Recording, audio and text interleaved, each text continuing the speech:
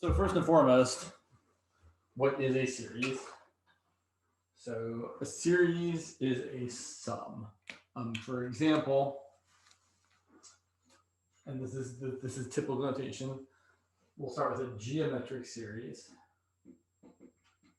And when someone says something is geometric, all they mean is that each subsequent term is the same multiple of the previous term. So for example, here is a geometric sequence. Let's make it real basic. Let's make it, let's say 1/3, 1/9, 1/27, 1/3 to the 4th, etc. 1/3 to the 5th. So that's a geometric sequence. Each subsequent term is 1/3 times the previous term. So 1/3 times 1/3 is 1/9, times 1/3 is 1/27, times 1/3 times 1/3. So that's what it means to be a geometric sequence, is that each term is the same multiple of the previous term. Geometric series of the sequence. So the series we could either write annoyingly as 1/3 plus 1/3 squared plus 1/3 cubed plus 1/3 to the 4th plus that. That's the infinite geometric sequence, which is usually what we're talking about if we're talking about whether or not a sequence, infinite geometric series. So I'm going to apologize ahead of time. I will try not to make this mistake, but it is really easy to accidentally say sequence instead of series or vice versa. I will always try to make sure I correct myself. So this is the infinite geometric series because we're adding up all the things. No one writes it this way. We're going to write it as the sum from, I typically like to use I or J or N, from N equals 1 to infinity of 1/3 to the nth power. You can also write it as 1/3 to the n because 1 to the n is just 1 no matter what n is, but this is probably pretty standard. So this is an infinite geometric series, or just we'll say a geometric series. And we really want to know what it converges to. We want to know a lot of things, actually, or I should say, we want to know if it converges. And for geometric series specifically, if they converge, we want to know what they converge to. So let's say I wanted to find, so there's a couple ways to kind of talk about how to find this. There's a formula for this, but I know your teacher is interested in you being able to find, or as I know from Waldron's homework, he definitely wants you to be able to find the, what is it here? I was just looking at it a second ago. Where did it go? Yeah, he wants you to find a formula for the sum of the first n terms. So I should point out, and this I think is mildly annoying, but it is what it is. He has given you some series that are written as the sum from n equals 1 to infinity of like this, like 1/3 to the n, and then asked you to find the sum of the first n terms, which is kind of annoying because you're already using n here. You might, if that's the case for yourself anyway, when you're writing this down, you might just use a different subscript. So maybe just use k. All right, that's also fine. And then if you're finding the sum of the first n terms, works just fine. So in fact, let's do that. Let's find the sum of the first n terms, also known as the nth partial sum.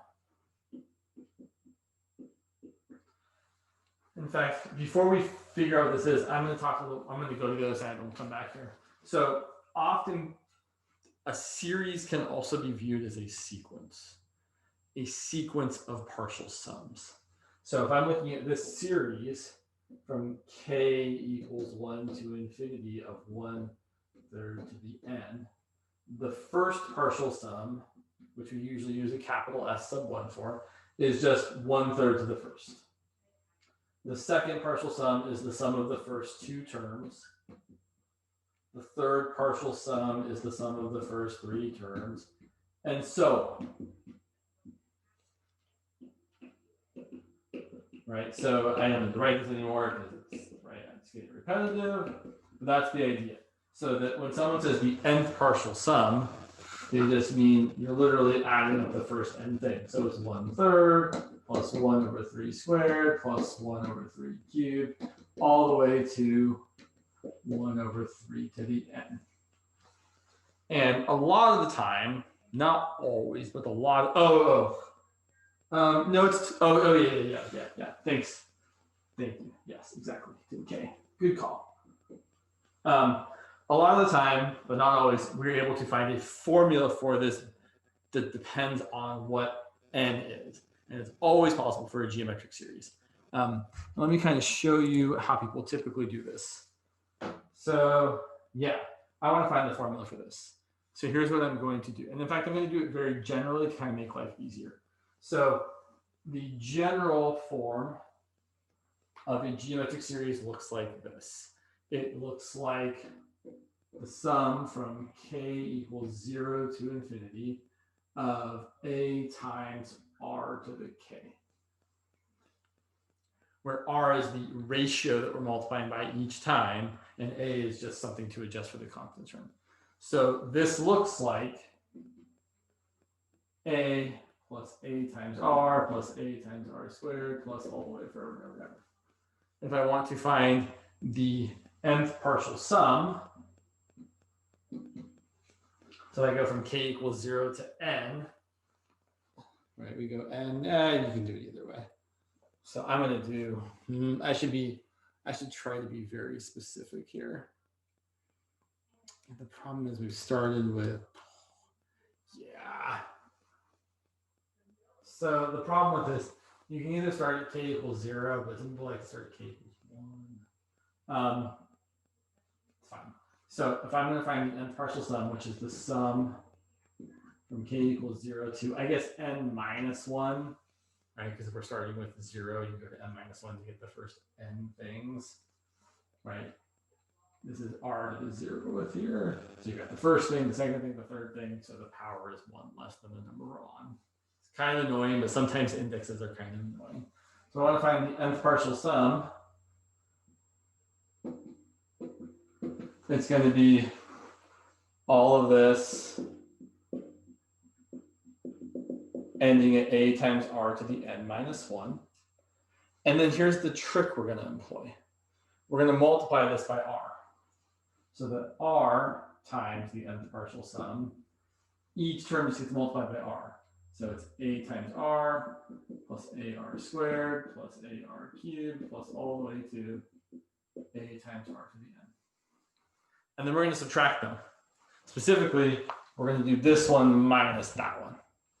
So if I do r times the nth partial sum minus the nth partial sum, well, just about everything is going to cancel. If I do all of these things minus all of these things, this minus this cancels out. This minus this cancels out. This minus the next one cancels out.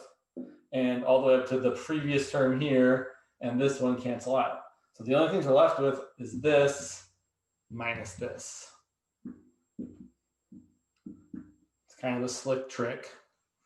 I'm going to factor out the nth partial sum here.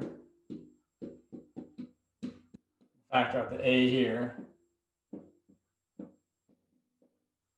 And then we are going to divide by 1 minus r. So the nth partial sum is a times r to the n minus 1. Is that people that use it? Yeah. Over. Sorry, I made a little error here. That should be r minus 1.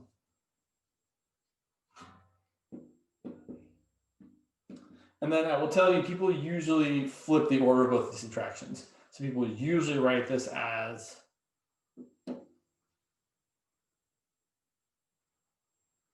sorry, I'm just looking at something that looks really kind of weird. Okay, yeah, okay.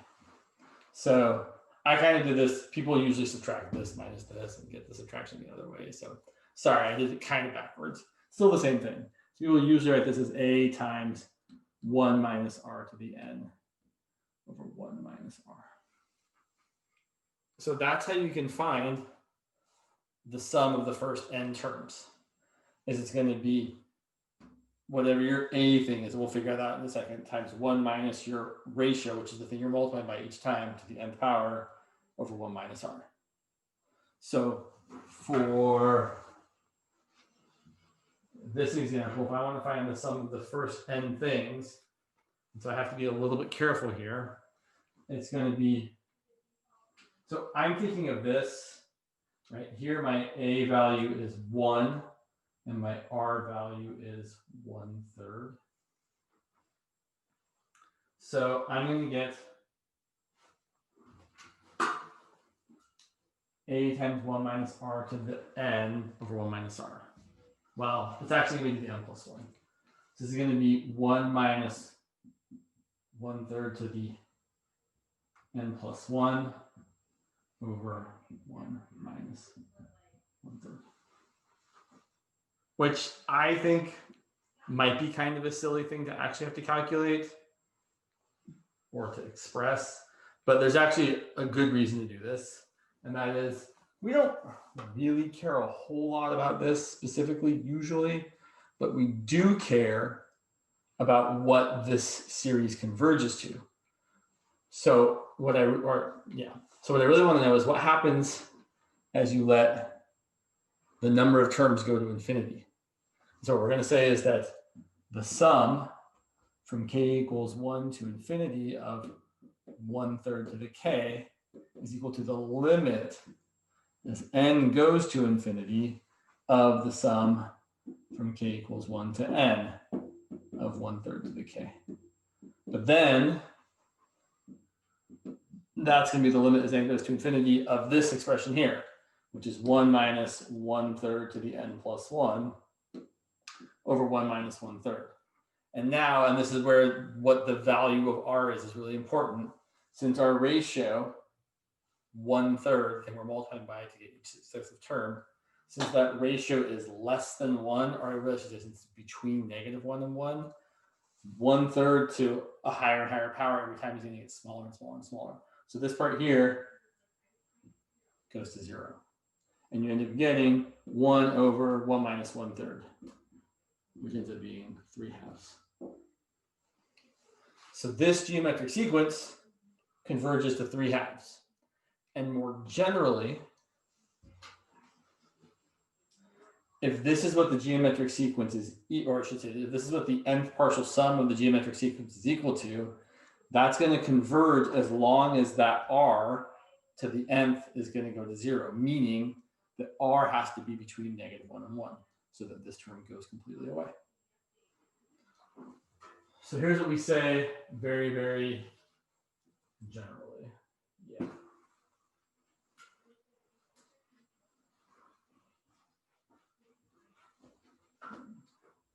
We get to say that, yeah.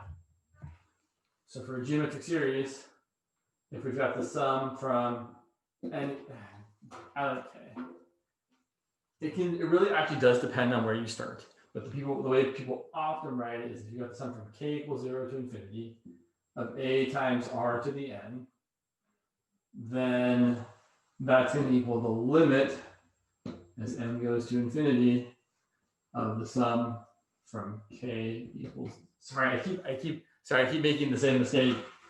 These should match up. Apologies.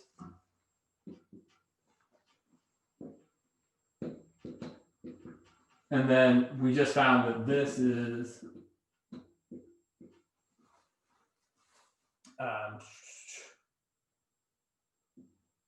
a times, oh, sure, 1 minus r to the, sorry,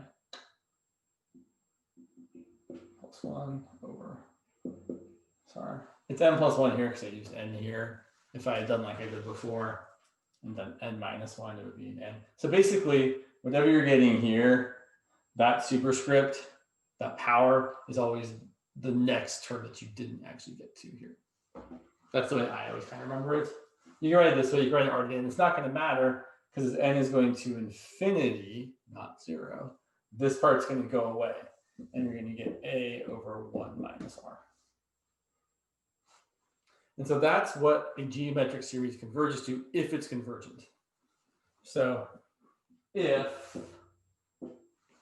that r value is between 1 and -1, or more succinctly written as the absolute value of r is less than 1. So cool. What I want to really tell you is that while this is fine, there's actually a more general version of the formula, which is basically just for a geometric series, converges to whatever the first term is over 1 minus r. Again, if r is between 1 and negative 1. So for example, this oh, my foot just did something weird.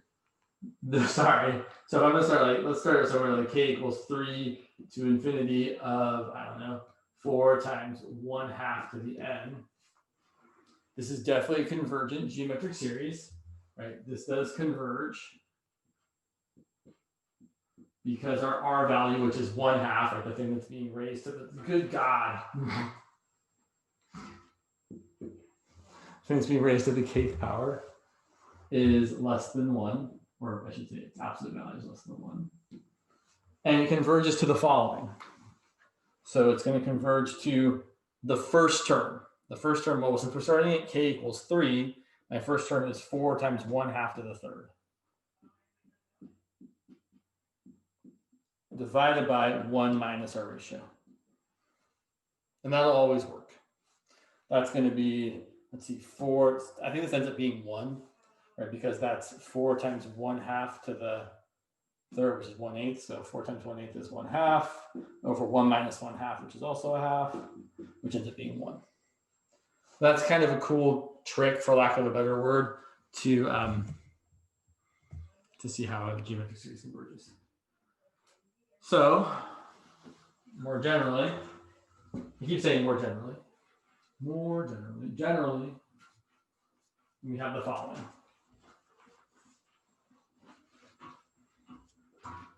For a geometric series, and you can write it like this, the sum from, doesn't really matter, k equals whatever you want, some starting number, to infinity of a times r to the k, good job, got it right that time, converges if the opposite value of r is less than 1, and diverges if the opposite value of r is greater than or equal to 1. And we don't really often know what a lot of series converge to, but geometric series is one of the ones we do. It converges to the first term. So if I'm starting at some number, like I'm starting at 7, I would plug in 7 for k. So the first term would be a times r to the question mark over 1 minus r. People often try to write it so you start at k equals 0, but you don't have to start at 0, so perfectly fine. Questions about any of this before we do a couple examples?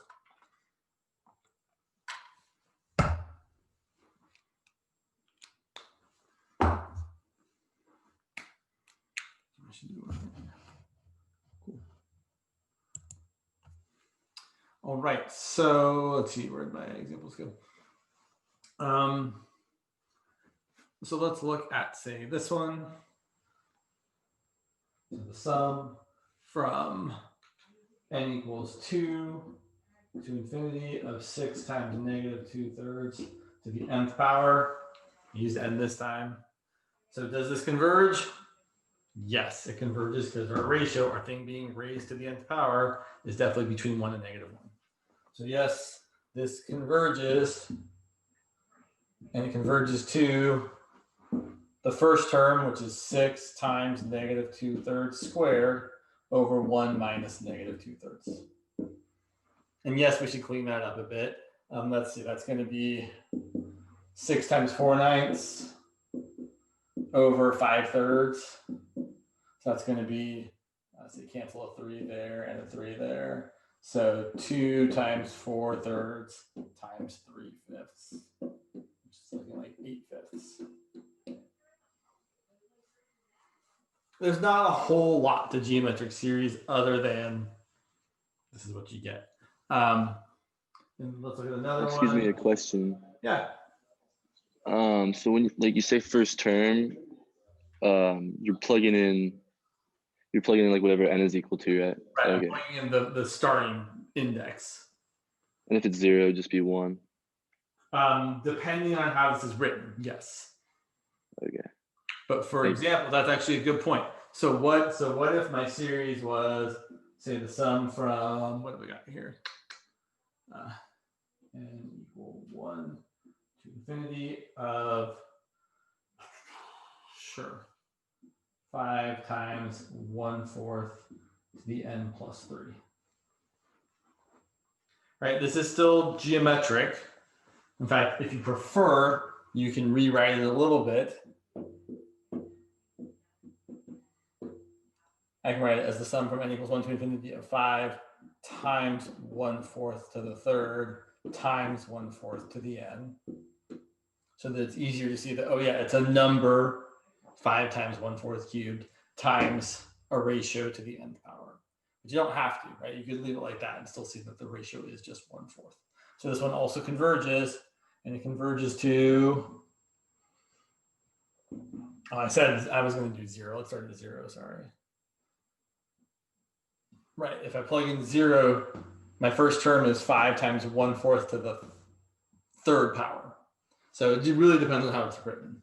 So it's going to be 5 times 1/4 cubed over 1 minus 1/4, which is a number I don't really care to calculate. 5 times 1/64 over 3/4. It's something. Dividing by 3/4 is like multiplying by 4/3. Cancel 4, cancel 4. We're going to get 5 over 48.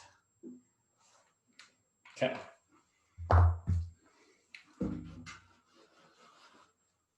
Let's look at a couple other examples.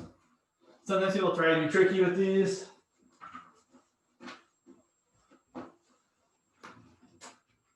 So if we have something like the sum from n equals 1 to infinity of, where'd you go?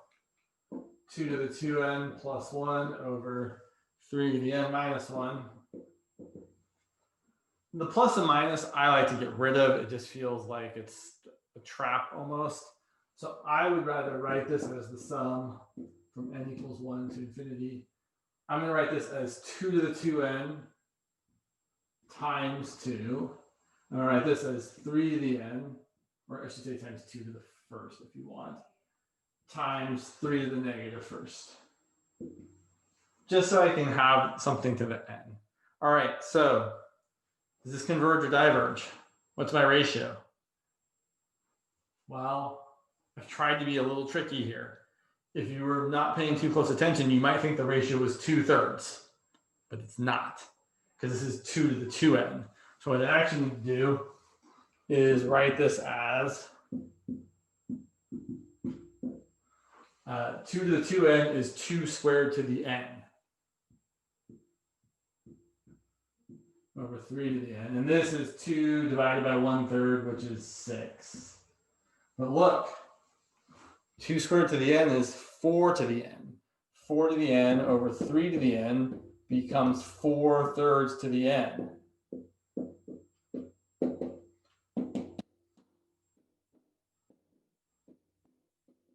Which means this is actually divergent. Interesting. If you're not sure, right, and you don't want to do this kind of work, another thing you can do is you can just start plugging in numbers, right? We're fairly sure that this is geometric because you've got things raised to the nth power and no other kind of weirdness happening. So you can just start writing out terms. If I plug in n equals 1, the first term is going to be 2 to the third over 3 to the 0, so it's going to be 8. If I plug in n equals 2, I'm going to get 2 to the 5th, which is 32 over 3 to the first, which is 3. If I plug in 3, you get 2 to the 7th, which is, okay, it's 128 over 3 to the second, which is 9. So it looks like from here to here, I multiplied by 4/3. From here to here, I multiply by 4/3. Oh yeah, I'm multiplying by 4/3 each time my ratio is larger than 1, or series is divergent. That's another way you can check to see if it's convergent or divergent.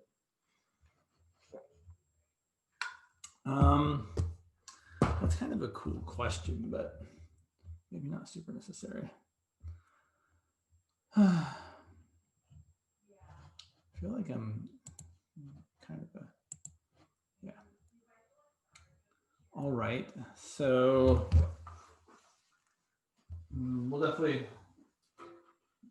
come back to the nth term test, or to the geometric series at some point, but that's most of all there is to say about a geometric series. It's very straightforward to tell if it converges or diverges. It's based on just if the ratio is bigger than 1 or less than 1. Bigger absolute value is bigger than 1, or absolute value is less than 1. So let's talk about the nth term test for a second. Also known as the test for divergence. I want to heavily, heavily, heavily emphasize the fact that if something is called the test for divergence, it cannot tell you if something converges. It can only tell you whether or not something diverges. Knowing that something isn't necessarily divergent by this test will not tell us that it is necessarily convergent. So I really, really, really want to stress multiple times, this test can only tell us if a thing diverges. It's either divergent or this test is inconclusive. This test can never tell us if something converges. Okay, so let's look at the series. Let's look at, say, the sum, the infinite series from n equals 1 to infinity of this lovely looking expression 2n over n plus 1. So let's take a look at some terms. If I start writing up some terms, let's see. If n equals 1, I get 2 over 2. If n equals 2, I get 4 over 3. I keep wanting to write it as a sequence, but it's a sum. So it looks like the top is increasing by 2, the bottom is increasing by 1. Right, we could do this for a long, long time. But what do we get? Well, I don't know what each of these things are. But I do know, well, that they're all bigger than 1. And in fact, all of these terms, each individual term, or I should say the sequence, so the sequence itself, a sub n equal to 2n over n plus 1, what does this sequence converge to? Right, if we take the limit of the sequence, we get what lovely number? Right, so here when we say limit, we always mean limit to infinity. So I take the limit to infinity of this sequence. The sequence converges to 2, right? It's a thing. It's a rational function where the degree on top and the degree on the bottom are the same. So the limit is the quotient of leading coefficients. Here's what that means. It means that as we go further and further out, like maybe plus dot dot dot plus when we get to 1,000. We're doing like 2,000 over 1,001, and then we're doing 2,002 over 1,002, and so on, right? All these numbers out here are really, really close to 2. How many of them are there?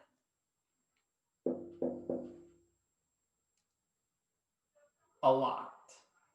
A lot, like an infinite number. We're adding up an infinite number of things that are all about 2.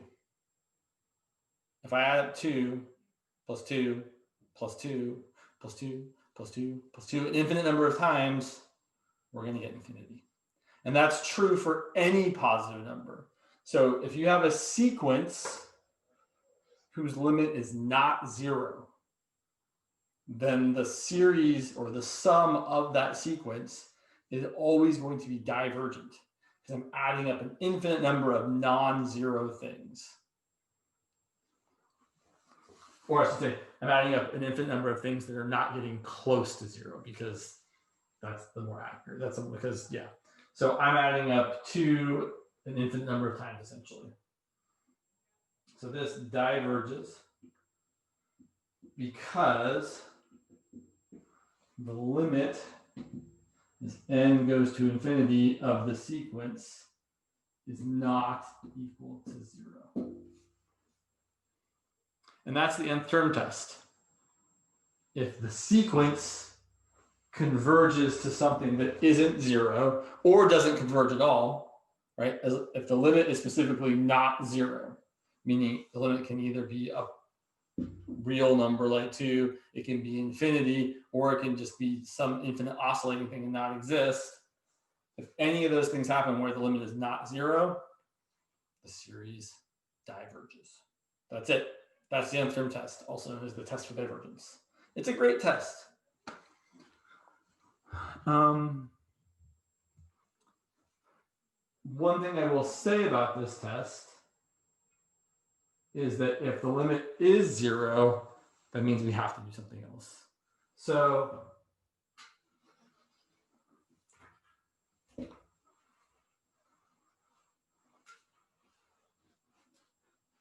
just a couple examples.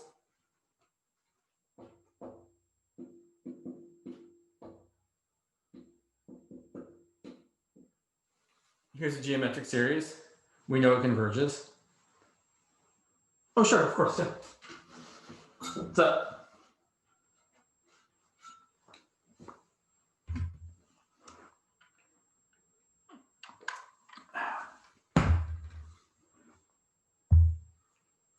Cool. So this series, we know it converges, but I just want to point out that the nth term test doesn't tell us anything here. So the nth term test, or the test for divergence, if I look at the limit as n goes to infinity, I get 1/2 to the nth power. N goes to infinity, that's going to be 0. And this doesn't tell me anything. This really says maybe the sum converges.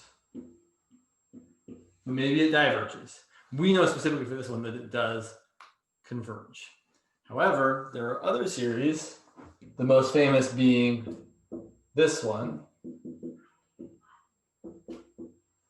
the harmonic series, the sum from n equals 1 to infinity of 1 over n. This series is divergent. We'll talk about why in a minute. For now, I just want to tell you that we can see that the nth term test here also gives us the limit of that is 0. So this one converges, right? We can also say here, maybe this one converges, but it doesn't. So the thing I really want to make clear is that if you try to do the nth term test, if the limit of your sequence is 0, it means you have to do other work, because maybe you've got one where the limit of the sequence is 0 and the series happens to converge. This one does. But maybe you've got one where the limit of the sequence is 0 and the series diverges. So if your limit of your sequence is 0, you have to do something else. Let's look at a couple more examples.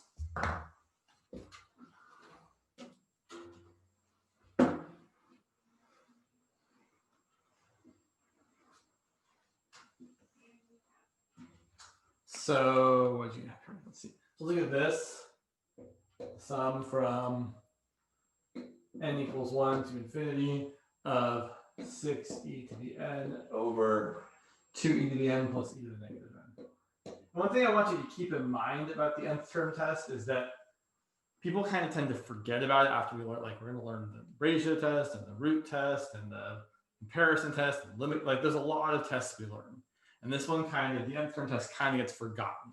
But if you happen to see a series that kind of looks like none of the tests are really good to use, maybe, I'm just trying to say, don't forget about the nth term test. It is very easy to try to use. And if it tells you that the limit of the sequence is not 0, you're done.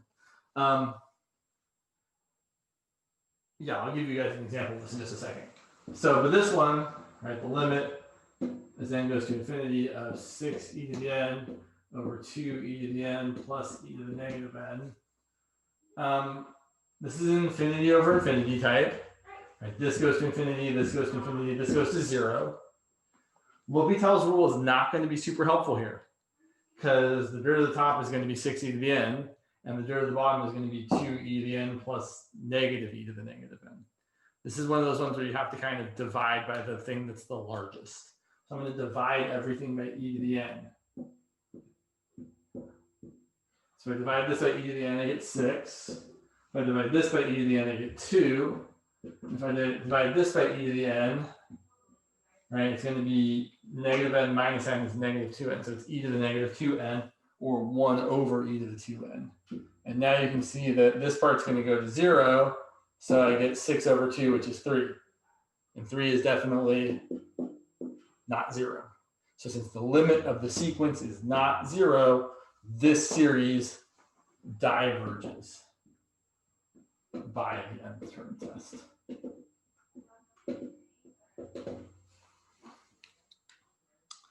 And darn it, there was one that just came into my brain a second ago, and I was like, that's a really good example, and now I've already forgotten it. Where did you go?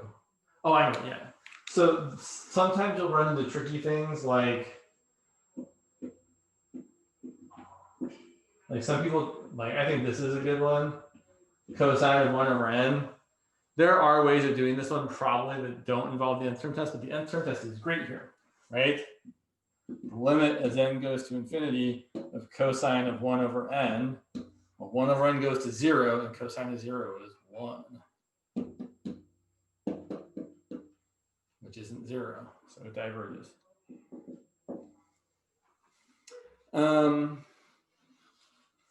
Oh yeah.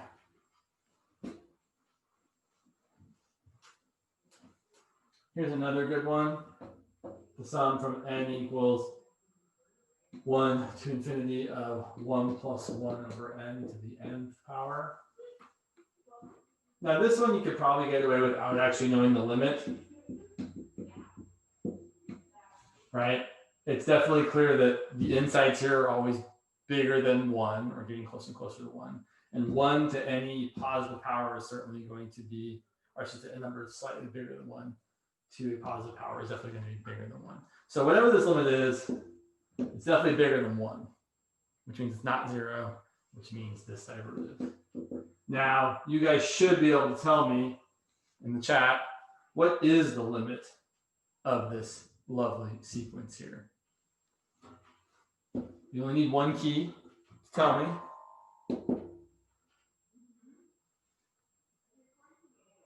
It is. Exactly. Although we do use a lowercase, but yes, it is E. And then you definitely want to memorize this. It comes up often enough in this class that you want to be able to recognize that the limit as n goes to infinity of 1 plus 1 over n to the n is E. Another tricky one that sometimes comes up is this one. So sometimes people will ask you this. N over n plus 1 to the n, which is actually this, but the reciprocal, right? N over n plus 1. This here is really n plus 1 over n. So, oh man, sorry, I'm gonna keep like dumbly hurting my foot by.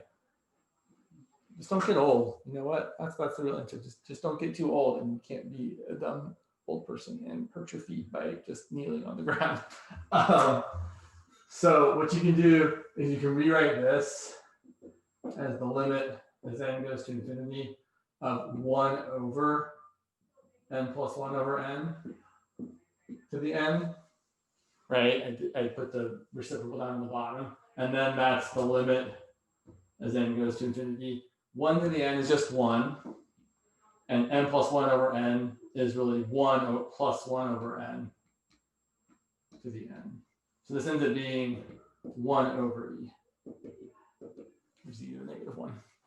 That's just a trick I've seen happen too many times to not let you guys know about it. Sure.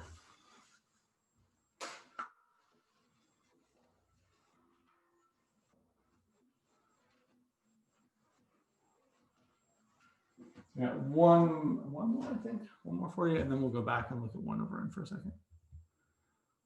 Sure. Okay, sorry, getting kind of all over the place here.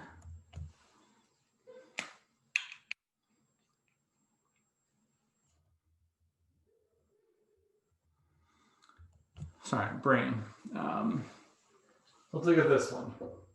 Sum from n equals 1 to infinity of n over n plus 1 factorial, which definitely looks like the nth term test is not going to be helpful. Right, if I write out some terms, the first term is 1 over 2 factorial. The second term is 2 over 3 factorial, and then 3 over 4 factorial, and then 4 over 5 factorial. Yeah. These terms definitely look like they're getting smaller. Right, they're both, right, if you take the limit as n goes to infinity of n over n plus 1 factorial, yes, it's infinity over infinity, but we know that this bottom infinity is like way, way bigger. If you wanted to, you could write this as the limit as n goes to infinity of n over n plus 1 factorial is just n plus 1 times every smaller integer. So it's n plus 1 times n minus 1, actually times n minus 1 factorial, right? Because it's n minus 1 times every smaller term, and then the n's cancel. So it's really the limit as n goes to infinity of 1 over n plus 1 times n minus 1 factorial. And clearly that's going to go to 0 because the bottom is getting infinitely large. Which means we don't know anything, right? This series could converge, this series could diverge.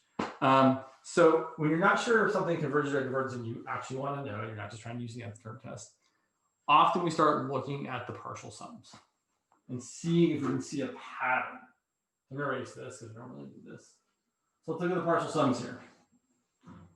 Let's see. So the first partial sum is 1/2. The second partial sum is 1/2 plus 2 over 3 factorial is 2/6. So that's 3/6 plus 2/6, which is 5/6. The third partial sum. So the nice thing about partial sums is you can use your previous information, right? The third partial sum is this plus this plus this. So that's going to be 5/6 plus 3 over 4 factorial, which is 3 over 24. And if I make this, if I multiply this by 4 over 4, I get 20 plus 3, so 23 over 24. And I feel like I'm starting to see a pattern emerge. Let's look at one more just to be sure. So the fourth partial sum is going to be the first 3 things added together plus the next one, which is 4 over 5 factorial. So 5 factorial is 120, right? It's 1 times 2 times 3 times 4 times 5. So I multiply this by 5 over 5. 5 times 23 is 115. 115 plus 4 is 119. So it looks like when you add the first few things, it's always the bottom denominator, whatever factorial, and the top is just 1 less than that. So it seems to me that the nth, so if I was going to write this as a pattern, this looks like 5 factorial minus 1 over 5 factorial. And this looks like 4 factorial minus 1 over 4 factorial. And this looks like 3 factorial minus 1 over 3 factorial. So it looks like the nth partial sum is n plus 1 factorial minus 1 over n plus 1 factorial. Or maybe a more convenient way of writing this would be n plus 1 factorial divided by n plus 1 factorial is 1 minus 1 over n plus 1 factorial. So we found what the nth, so this is an example of actually finding the nth partial sum. And then if we take the limit of this, that'll be what that converges to, if it converges, if the limit exists.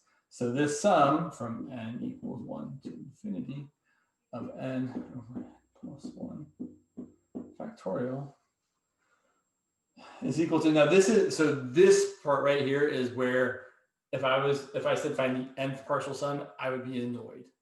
Because if I want to write the nth partial sum, I really don't want to write the limit as n goes to infinity of the sum from n equals 1 to n right? That's dumb because I've already used the n. So I should use a different, I should instead of, so sometimes people use a capital N if they've already used the lowercase n.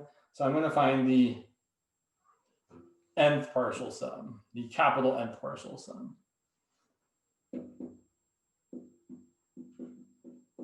Well, we already know what this is, right? We just said that the nth partial sum was 1 minus 1 over n plus 1 factorial. So this is going to be the limit as n goes to infinity of 1 minus 1 over capital N plus 1 factorial. This is clearly 0. So we get 1. So this series converges to 1, adds up to 1. It's kind of neat. Unexpected, maybe. All right, I think we're good to get to the example I really wanted to get to. Oh, I should do one more. Okay. We'll come back around to that. No, yeah, okay. A couple more examples of this idea of finding the nth partial sum. I've got 2 examples. Yeah, I've got 2 examples. Sure. So let's do this one.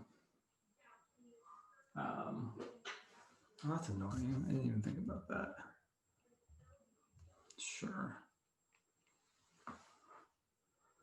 Sum from n equals 1 to infinity of, sorry, let me make sure I get this right.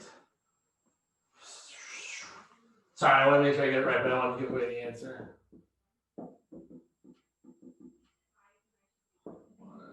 3, sure. 2 over n squared plus 4n plus 3. Okay, sure. Sorry about that. 2 over n squared plus 4n plus 3. Yeah. So clearly the nth term test is going to tell us nothing because the limit of this sequence is 0. Not the series, but the sequence. So nth term test doesn't really help us. It's definitely not geometric. So here's what we're going to do. We're going to use partial fractions, which I know is everyone's favorite thing from 21B. So good thing we get to do it again. But sometimes partial fractions can show us something. So I'm going to write 2 over n squared plus 4n plus 3 as 2 over n plus 3 times n plus 1. And I'm going to write this as a over n plus 1 plus b over n plus 3.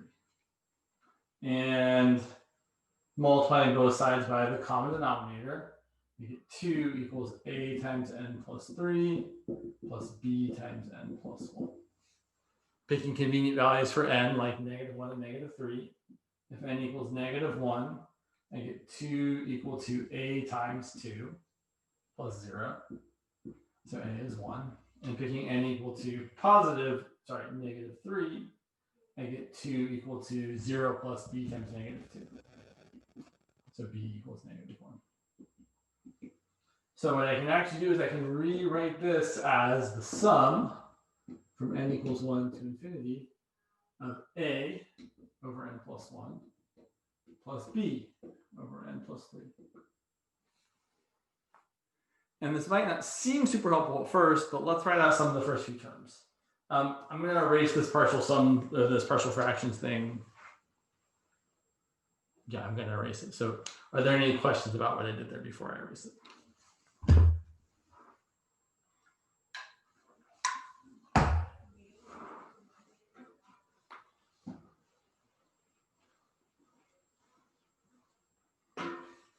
So check this out. We start writing out some of the first few terms. So if n equals 1, you get 1 over 2 minus 1 over 4. Plus n equals 2, I get 1 over 3 minus 1 over 5. Plus, if n equals 3, I get 1 over 4 minus 1 over 6. 1 over 5 minus 1 over 7. But look at this.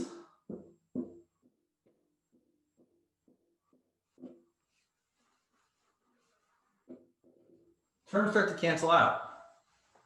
This positive 1/4 cancels with this negative 1/4. This positive 1/5 cancels with this negative 1/5. This positive 1/6 cancels with this negative 1/6. And we keep getting lots of things canceling. So if we want to write the nth partial sum, which I'll use a capital N for, I guess. I want to write the nth partial sum. It's going to be the first, however many terms. So 1/2 minus 1/4 plus 1/3 minus 1/5 plus all the way to, let's write the last like 3 terms. So the very last term, when n is equal to capital N, the very last term would be 1 over capital N plus 1 minus 1 over capital N plus 3. And then the previous term, so the previous term would be when little n is equal to capital N minus 1. So plugging that in, I get 1 over capital N minus 1 over capital N minus 1 plus 3 is n plus 2. And let's write one more previous term for good measure, just so we can see what's happening. This is when n is equal to capital N minus 2. So putting capital N minus 2, I get 1 over capital N minus 1, minus 2 plus 1 is minus 1. Minus, if I plug in n minus 2 here, I get n minus 2 plus 3, which is n plus 1. Hopefully you guys can see that already. So let's see what's happening here. So we know from the first few terms, the 1/2 and the 1/3 stick around, but the minus 1/4 cancels with the 1/4 here, the minus 1/5 cancels with the 1/5 here. And all the middle terms cancel out except for maybe like the last couple things. So look at the last couple things. So, right, the first thing is always, so this, right, this 1/5 is canceling with the negative 1/5 that came 2 terms before it. So this 1 over n minus 1 is canceling with the negative 1 that came 2 terms before it. And this 1 over n is canceling with the one that came 2 terms before it. And this 1 over n plus 1 is canceling with the negative 1 over n plus 1 that came 2 terms before it. But these two things don't cancel out because there aren't things after it to cancel the negatives. So here is what our kind of complicated nth partial sum looks like. It is 1/2 plus 1/3 minus 1 over n plus 2 minus 1 over n plus 3. Okay, so let me ask you guys, what's going to happen to these two terms as capital N goes to infinity? They're going to go to 0. So what happens with a telescoping sum like this, where you've got all the middle terms kind of canceling out, is as long as the n terms are going to 0, you get just the first 2 terms, or first however many terms added together. So it's equal to 1/2 plus 1/3, which is 5/6. It's kind of cool. Yeah. I should point out that in contrast, so not every telescoping sum is convergent.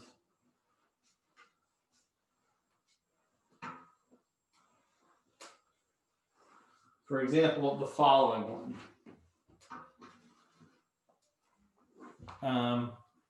The sum is from n equals 1 to infinity of the natural log of, what have I got here? Sure. Do I want to do it that way? No, not really. I want to do it that way. Let's do n plus 1 over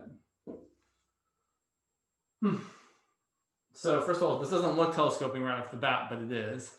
But before that, let's actually ask ourselves, could we just try and use the test for divergence? And the answer is a resounding, well, of course we can try, but it's not going to be conclusive here. Because you take the limit of this, n plus 1 over n goes to 1 as n goes to infinity, and the natural log of 1 is equal to 0, which means this could converge, it could diverge, we don't know. So let's take a look at writing this as a telescoping sum. And the way we're going to do that is by using the rules of logarithms, which say we can write this as the natural log of n plus 1 minus the natural log of n. Now, honestly, here's what people usually do with the telescoping sum. You just kind of write stuff out and say like things cancel. So like you could write this out as, so if I plug in 1, a natural log of 2 minus natural log of 1 plus natural log of 3 minus natural log of 2 plus natural log of 4 minus natural log of 3. And people are like, okay, well, let's see. Natural log of 2 cancels with negative natural log of 2. Natural log of 3 cancels with negative natural log of 3. Natural log of 4 cancels with negative natural log of 4. So you might incorrectly conclude that, well, everything cancels and I'm left with this, which is 0. Which seems kind of suspect because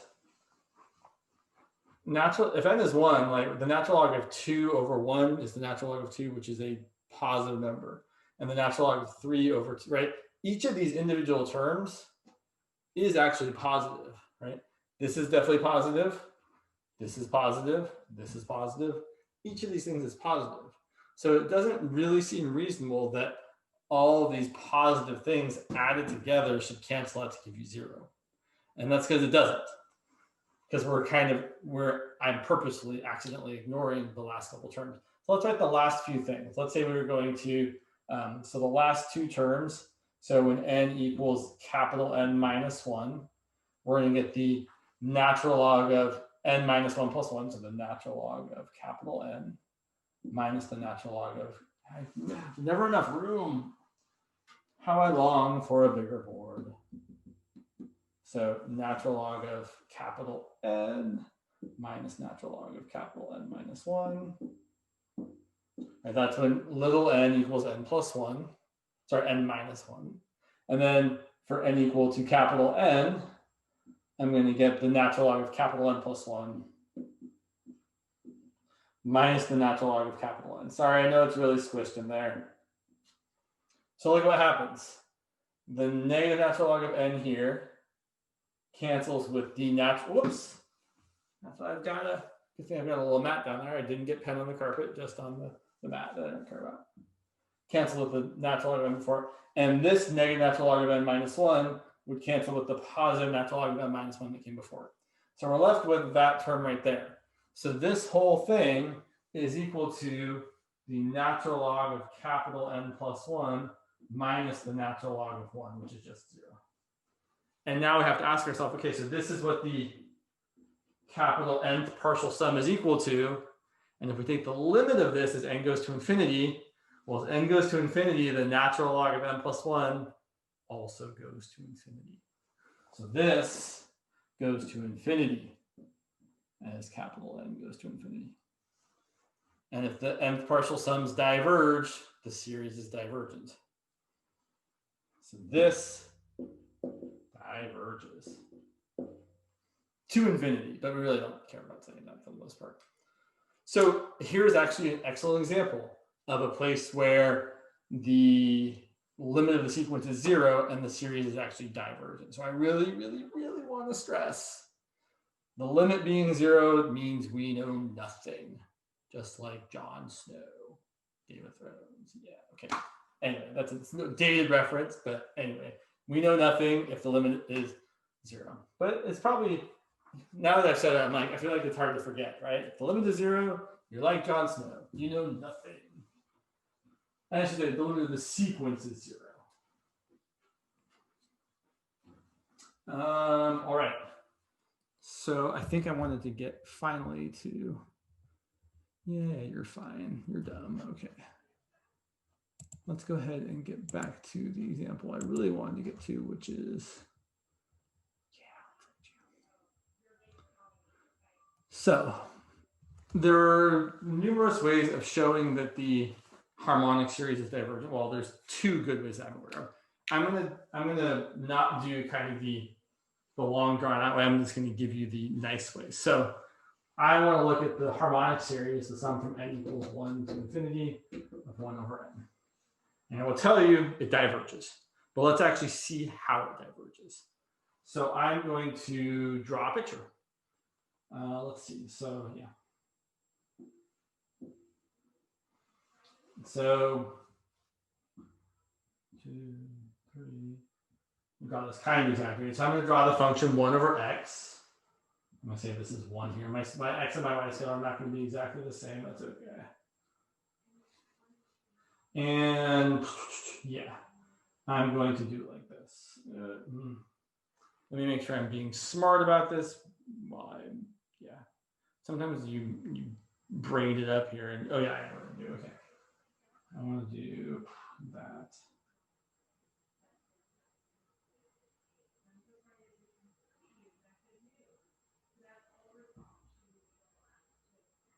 So I want to point out that these are all rectangles.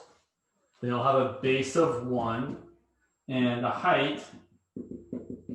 Well, if I'm using the right endpoint for the height.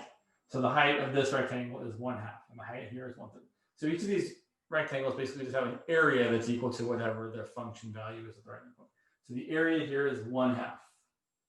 And I've totally done this kind of wrong way, which is that's just fine, but this is actually not the picture I wanted to draw. This is 1/3, this is 1/4, this is 1/5. There's another picture I want to draw, which I guess, since I've really poorly chosen the place I've drawn this, let me draw it on the other side. Feels kind of silly, but such is life. I do want both pictures. It's just for the one I'm doing right now, I really want the other picture I was supposed to draw. So you're going to do the same function. I'm going to draw the rectangles being bigger.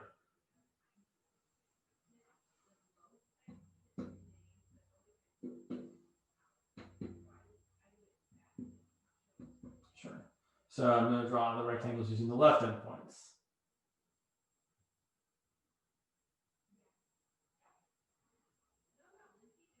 Okay, so this rectangle square has an area of 1. This one has an area of 1/2, 1/3, 1/4, etc. Okay, here's what I want to point out about this one specifically. If I look at the integral from 1 to infinity of the function 1 over x, that integral represents this area.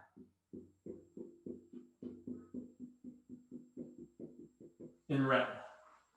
And I want to point that area in red is less than the area that I've shaded in the boxes, right? There's more area in the rectangles than there is under the curve. So the area here is less than the sum from n equals 1 to infinity of 1 over n. Because that's what this is, right? This is 1 plus 1/2 plus 1/3 plus 1/4, etc., which is exactly what these areas represent. Okay. Does anybody know anything about this integral? Does this integral diverge or converge?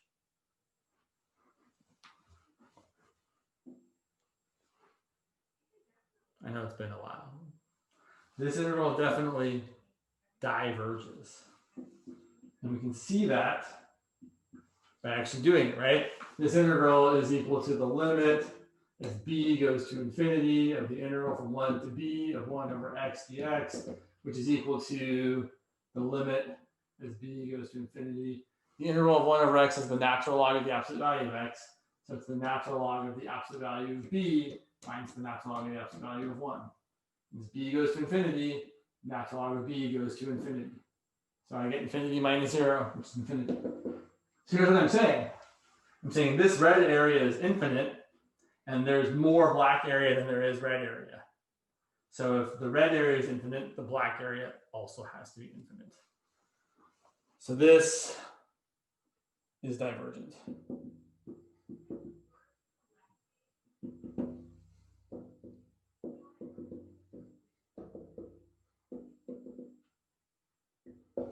And this isn't the only way to show this, but it's probably the easiest way to show it.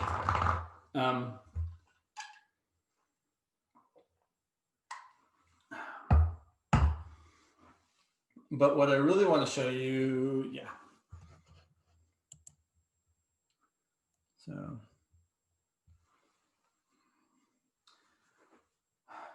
So let me show you another example. In fact, I'm going to try and make, I'm going to look at this one here. So so sum of 1 over n definitely diverges. Let's look at the sum of 1 over n squared. So this is going to be 1 over x squared. And this is going to be not 1/2, but 1/4. This is going to be 1/9. This is going to be 1/16, 1/25. So I want to show that this actually is convergent. But I'm going to show that is by showing that this is less than a convergent integral. So take a look. This area here, that area, which is 1/4 plus 1/9 plus 1/16, etc. This area, 1/4 plus 1/9 plus 1/16 plus 1/25. First of all, it's definitely positive. Second of all, it's definitely less than the integral from 1 to infinity of 1 over x squared, which is represented by all of this area.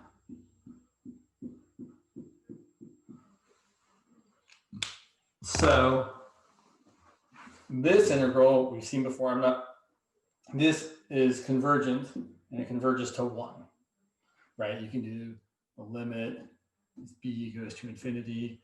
The integral of 1 over x squared is negative 1 over x from 1 to b. So you get negative 1 over b minus negative 1 over 1.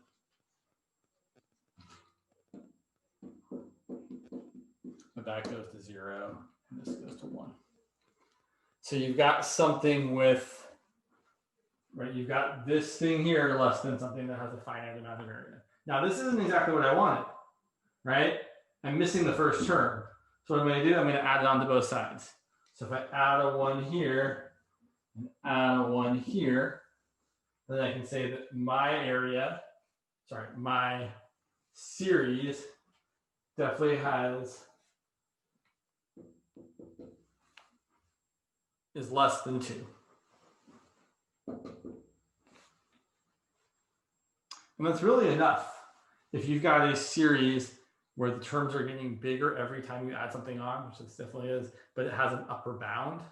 There's actually something called the Monotonic Convergence theorem, which says that if you have a sequence that is monotonic, meaning it's always increasing or always decreasing, and it's bounded either above or below, respectively, then it is convergent. So the sequence here is the sequence of partial sums. Sorry, so the first one is 1. The second one is 1 plus 1/4. The third partial sum is 1 plus 1/4 plus 1/9, and so on. This sequence fits the criteria. Criteria 1, it's increasing. 1 plus 1/4, 1 plus, right? Each of these partial sums is bigger than the previous one.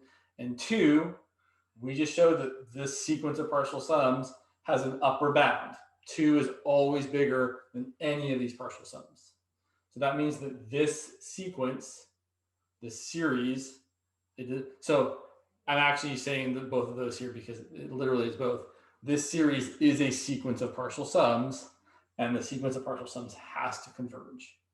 It doesn't converge to 2, but it converges to something that is less than 2. So this sequence converges.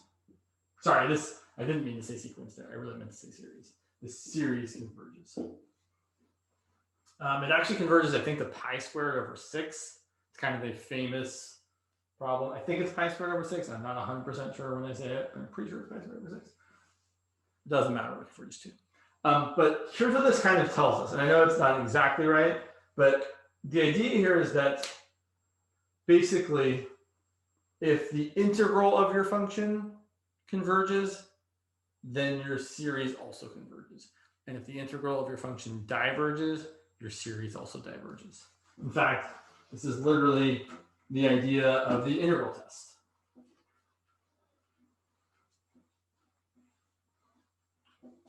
And it's kind of the last time we're going to do integration for a while, probably. But that's not totally true. So the integral test says the following. What time is it? Okay, we got a few minutes. So the integral test says for a positive continuous function f of x.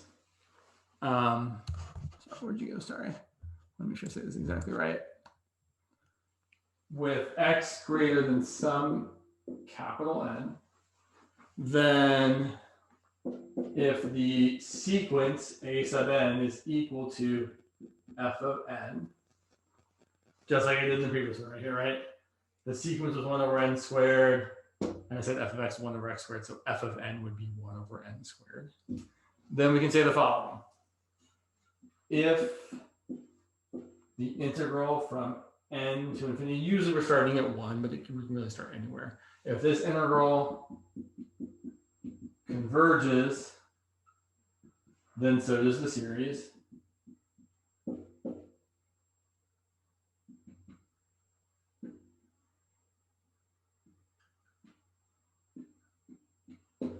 And similarly, if it diverges, then the series diverges.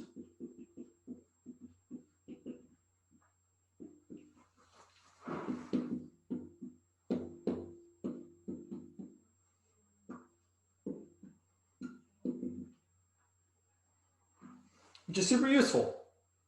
In fact, these are actually both if and only if statements, meaning not that we really use this at this stage, but if you know a series is divergent, you also know these corresponding intervals divergent. And if you know that the series is convergent, you know the corresponding interval is convergent.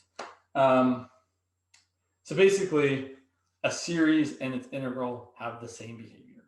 The integral does a thing, the series does a thing, and vice versa, which is great. Let's see, what else do I want to say here? Yeah. So this allows us to tackle some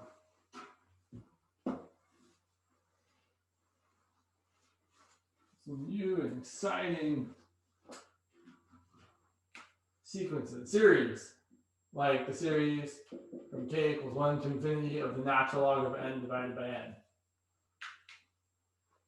So I'm going to try, when I show you a series problem, to always at least talk through the thought process about like what we should try.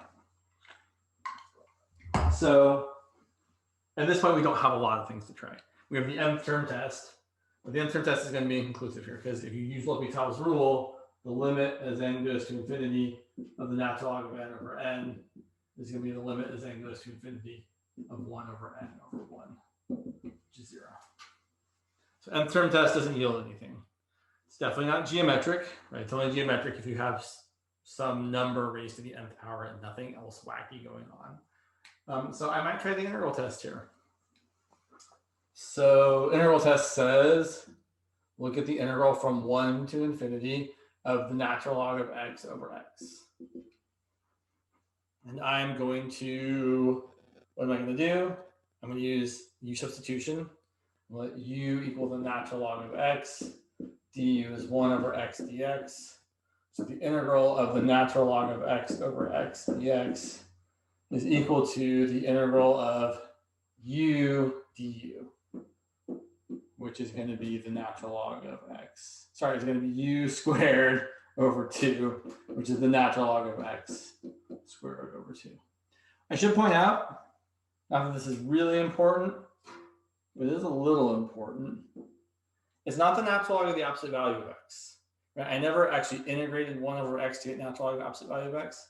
Since I was only doing u sub with u equal to the natural log of x, I don't magically have to put the absolute value on there. You only get the absolute value when you're actually anti-differentiating 1 over x, or 1 over whatever. So this is going to equal, sorry, so looking at this, right, this is going to be limit b goes to infinity of the natural log of x squared over 2 from 1 to b. And I think you guys can see that when we plug in b, the natural log of b is going to go to infinity. So this is divergent. So this diverges by the integral test. This is not the easiest way to do this problem. There's actually a much easier test called the comparison test, which I will point out right now, even though we haven't really talked about it. You could also say that the natural log of n over n is always bigger than 1 over n. It's true, right? Natural log of n is always bigger than 1. So the natural log of n is always bigger than 1 over n. But we know that the series for 1 over n is divergent.